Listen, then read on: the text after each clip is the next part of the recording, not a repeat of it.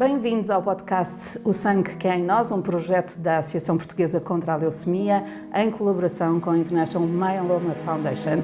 Queremos promover a literacia em saúde de pessoas que vivem com doenças hemato-oncológicas, como a leucemia, o linfoma e o mieloma múltiplo. Vamos estar à conversa com especialistas, doentes e familiares e, com isso, explorar o mundo dos cancros do sangue. O meu nome é Teresa Bizarro. Neste episódio vamos falar da importância dos ensaios clínicos. Está connosco a doutora Nélia Lima, da Work for Research. Muito obrigada por ter aceitado o nosso convite e por estar no podcast do Sangue que há em Nós. Começo por lhe perguntar o que é de facto um ensaio clínico, porque a ideia que temos é aquela que é dos ratinhos do laboratório, das cobaias, ou a das séries de televisão. É verdade. O que é de facto um ensaio clínico?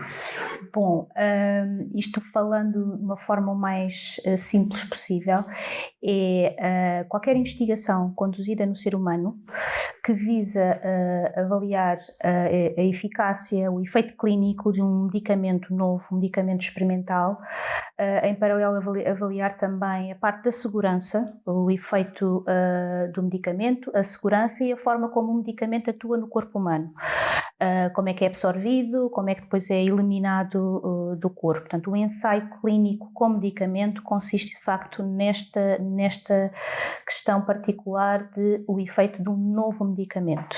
E é uma técnica de experimentação? Exatamente. E de investigação que ocorre em Portugal já há muito tempo, que está muito implantada em Portugal, era isso? Sim. Eu posso adiantar, eu trabalho nesta área há 20 anos e quando comecei já existia de facto bastantes ensaios em Portugal, tem vindo a aumentar, o que é de facto uma nota positiva, é de facto uma área muito importante, costumo dizer que é complementar à parte clínica, a parte assistencial, que todos nós conhecemos, do acompanhamento do médico, mas para o conhecimento da doença, conhecimento do tratamento, conhecimento da forma como podemos prevenir algumas doenças, a investigação clínica no seu todo é muito importante.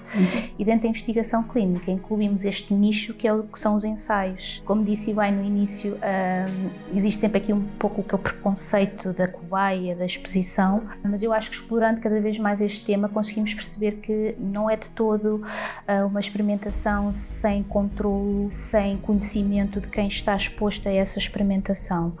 E de facto em Portugal existem muitos ensaios e de facto Portugal é também um país com uma forte componente de investigação. Imagino que ensaios muito diversos, não só relacionados com as doenças hemato-oncológicas. Sim. Como é que as pessoas podem saber que ensaios existem e se eventualmente eles podem ser adequados à sua doença, à sua patologia? Assim, em Portugal essencialmente o contacto passa pelo clínico, pelos profissionais de saúde no seu todo. Existe a possibilidade de divulgação, em Portugal não é tão frequente e normalmente passa de facto pelas instituições, pelos hospitais, pelo médico assistente, pelo enfermeiro, pelo farmacêutico, que acaba por ter conhecimento dos ensaios que estão a decorrer em Portugal. E referencia doentes ou faz a primeira abordagem com os doentes? Pode referenciar, pode ter consigo próprio, na própria instituição, um ensaio onde ele faz parte da equipa de investigação, pode ter conhecimento, pode ser através de colegas, pode ser através de consulta de alguns sites que existem também para pesquisa, que é disponível também para a comunidade em geral, mas normalmente é uma área muito específica e portanto normalmente acaba por ser... O primeiro passo para quem está doente é falar com o médico e sim. tentar perceber que opções existem. Como doente, como familiar, como alguém que conheça alguém que possa beneficiar do ensaio.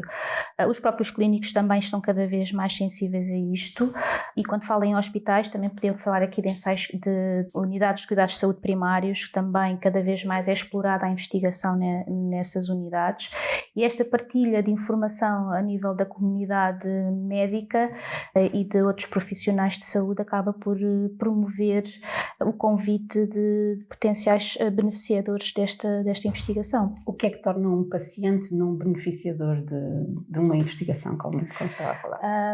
Se calhar, começando aqui pelo início existe uma necessidade identificada para um tratamento, para uma avaliação clínica e o primeiro passo é de facto identificar essa necessidade e quem poderá beneficiar, e para isso depois é definido um conjunto de critérios. Nós temos termos muito específicos, vou tentar não entrar por esse caminho, mas existem critérios que identificam que participantes podem ser incluídos no ensaio. Geralmente é definido pela doença, por alguns parâmetros clínicos. Normalmente procura-se o que se chama um participante ideal, porque não tem muitas doenças associadas para além da que está em estudo e, portanto, existe esta listagem de critérios que é avaliado depois através do seu processo clínico. O médico avalia se cumpre esses critérios e, se assim for, é convidado então a participar com o conhecimento de tudo o que lhe vai ser sujeito nesse ensaio. Essa era a questão seguinte. Imagino que exista uma espécie de contrato com direitos e deveres do... Como é que se chama uma pessoa que está sob um ensaio clínico? Há um nome específico? Nós diríamos participante. Muitas vezes dizemos o doente, mas na realidade nem sempre terá que ser um doente. O participante do ensaio clínico. Imagino deveres e direitos que geralmente são comuns a todos os ensaios? Sim. Existem coisas que estão muito bem definidas. Os ensaios é uma área muito regulada, não só pela parte ética, mas também pela parte legal e pela parte regulamentar e a parte clínica, como é óbvio. Existe o folheto informativo e o consentimento informado. Geralmente não é um documento, confesso, de leitura fácil, porque tem muitas páginas, e é dado ao participante, e este tem deve-lhe ser dada a possibilidade de ler com tempo, esclarecer todas as dúvidas. Geralmente existe um interlocutor para esclarecer? Geralmente é o próprio clínico que explica o potencial benefício de participar no ensaio. Esse documento inclui o objetivo do estudo, quais são os procedimentos que vai ser submetido, os potenciais benefícios e também os riscos, porque como em qualquer intervenção existem riscos. Deve-lhe ser dado o tempo necessário depois para tomar consciência daquilo que vai ser submetido. Pode partilhar com familiares, pode partilhar com outros clínicos, para que seja uma decisão de facto consciente daquilo que vai ser submetido. E apesar de ser, como disse, um contrato, como qualquer contrato, pode haver rescisão do mesmo. Portanto, a qualquer altura o participante pode, por qualquer motivo, desistir. E isto eu acho também uma informação importante, que se a partir do momento não se sente confortável, pode desistir. Não é complicado. Não é penalizado por isso. Não há nenhuma obstaculização. Não. O que é importante é explicar ao clínico que o acompanha e provavelmente fazer ali algum tipo de exames complementares para fechar, digamos, ali o processo, porque acaba por estar exposto a um medicamento experimental. E como eu referi logo no início, a parte da segurança é fundamental. E é o primeiro aspecto a ter em conta quando se avalia um ensaio, é a razão risco-benefício. E a partir do momento em que o risco é superior ao benefício, acaba por não fazer sentido. E por isso, em qualquer altura que o queira desistir, deve desistir, falar com o seu médico, e é feita, obviamente, ali uma avaliação para ter a garantia de que está tudo bem. Os ensaios são uma fonte de esperança, mas não são uma certeza? Não são uma certeza. Que passos é que uma investigação tem que dar, um ensaio clínico tem que dar até à comprovação daquele medicamento como de utilização pública ou não? Sim. Assim, é um processo longo, há muitos produtos de investigação que nunca chegam à fase de ensaio, portanto ficam na parte experimental, na parte de laboratório. Os que evidenciam algum potencial benefício entra então no processo de avaliação. É de facto composto por várias fases. De uma forma muito simples, temos 4 fases. Uma fase inicial onde se avalia, a segurança está em todas as fases, como é óbvio, mas perceber qual é a dose mínima necessária para fazer o efeito, para não haver aqui toxicidades. É depois feito também aqui um processo de avaliar a eficácia e a forma como o nosso corpo tolera a medicação. Depois é exposto a uma comunidade cada vez maior, portanto, isto à medida que as fases dos ensaios vão aumentando, o número de participantes participantes também vai aumentando. A terceira fase, por assim dizer, é onde avaliamos a eficácia um pouco quase na prática clínica, ainda continuamos a ter aqui o conceito do doente quase perfeito, ideal, não é? Naquelas características. E a última fase, em que já se comprovou a eficácia e a segurança, é feita então aqui uma avaliação essencialmente de segurança, um pouco mais transposto para a comunidade em geral. E aí, quando o medicamento, mas aí o medicamento ainda não já está aprovado. Já está aprovado. Durante toda a fase do ensaio há também sempre o grupo de referência que é tratado com placebo para comparação com os outros ou não? Nem todos os ensaios têm placebo. Existem múltiplos tipos de ensaios, formas de implementar os ensaios, depende muito da área terapêutica, depende muito do objetivo do estudo, o que é que se está a avaliar. Normalmente existe sim um grupo controle, pode ser o tratamento standard, pode ser o placebo, ou existir somente o grupo do medicamento experimental. Mas convém sempre ter aqui um grupo de controle, não é, para comparar os resultados. E o paciente tem noção disso também, que ao estar a aderir ao ensaio clínico pode não estar a aderir ao medicamento. É essencial, naquele documento que falámos há pouco do consentimento informado, o folheto informativo, é explicado exatamente o que nós chamamos o desenho do estudo, como é que o estudo vai decorrer, se é com placebo, se é com medicamento, se é com medicamento standard, que é usado na prática clínica, e a possibilidade de estar num grupo ou no outro e a possibilidade de saber ou não se está no medicamento experimental ou não. Portanto, sabe? Depende do desenho do estudo. Okay. Se for o que nós chamamos oculto, ele não sabe em que braço de tratamento está. Mas na área da oncologia é mais difícil ser em ocultação, face ao tipo de tratamento, mas existe de facto a maioria dos ensaios com dupla ocultação, para também tirar aqui o viés, vá por assim dizer, de saber que está a usar um medicamento novo ou estar a usar um medicamento que já costuma fazer. No ensaio clínico as pessoas eu presumo que a motivação para as pessoas aderirem em primeiro lugar, sobretudo nos doentes oncológicos, seja por benefício próprio, não é? Mas estão ao mesmo tempo a ajudar a comunidade inteira. Sim. Há essa noção também e têm a noção que os doentes têm esse... Sim, o consentimento informado por norma inclui essa informação. Normalmente o que indicamos é que está a promover de facto o conhecimento na área e a potenciar futuros doentes para o tratamento da patologia em questão. Felizmente, algumas das vezes o próprio doente beneficia, não sempre, não é? Nem sempre, porque existe às vezes reajustes que têm que ser feitos e ele acaba por não beneficiar, mas em alguns casos sim, acaba por beneficiar e temos tido alguns resultados nesse sentido.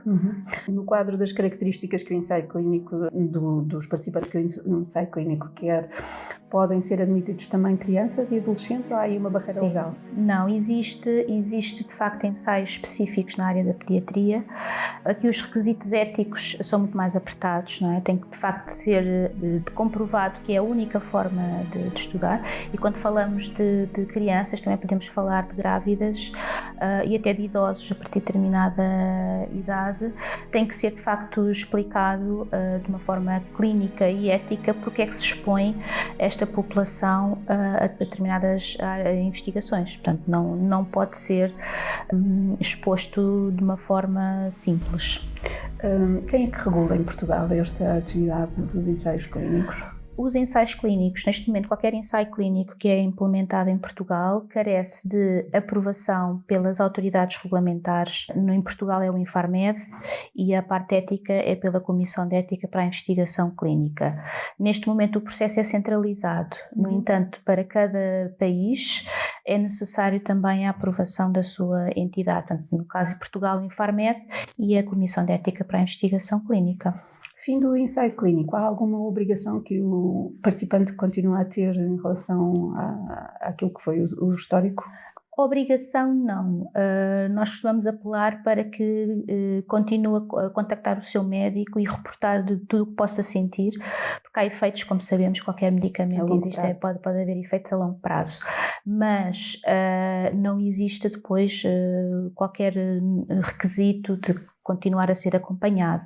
Existe um princípio, existe um fim, as visitas que estão programadas, estão protocoladas desde o início e depois no final termina a sua participação e esperemos com resultados positivos para ele e para outros doentes. Que conselho é que daria a um doente, neste caso hemato-oncológico,